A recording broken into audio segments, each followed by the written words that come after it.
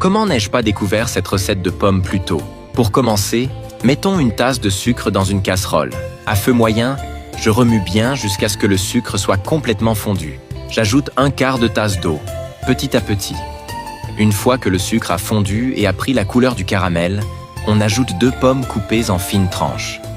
Je mélange bien les pommes dans le caramel. Après quelques minutes, on peut retirer du feu et verser le tout dans un moule beurré. Et avant que j'oublie, dis-moi de quelle ville tu me regardes pour que je puisse t'envoyer un câlin spécial. Le câlin d'aujourd'hui va à Julien Bernard, de Marseille, Provence. Je suis très heureux que tu aimes nos recettes. Dans un saladier, on ajoute 3 œufs. Puis j'ajoute une cuillère à soupe de cannelle en poudre. On mélange très bien. Ensuite, j'ajoute un quart de tasse d'huile, un quart de tasse d'eau, une tasse de sucre. On mélange jusqu'à obtenir une pâte homogène.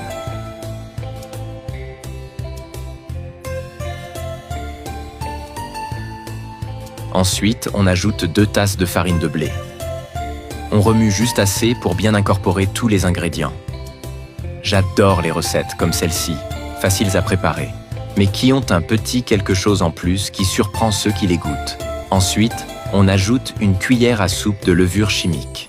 Je répartis bien l'ingrédient et je mélange soigneusement. Il y a des étapes qui font toute la différence dans une recette, et celle-ci en fait partie. En mélangeant, je sens déjà que la texture devient équilibrée, formant une base parfaite non seulement pour le goût, mais aussi pour l'apparence du plat.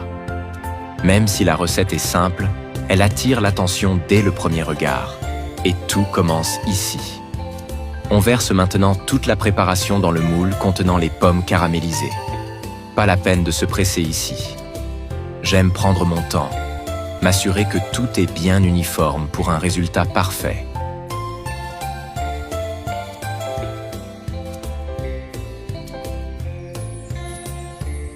Mettons maintenant au four à 180 degrés pendant environ 40 minutes.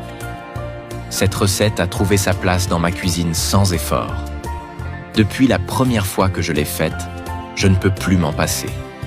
Le résultat parle de lui-même.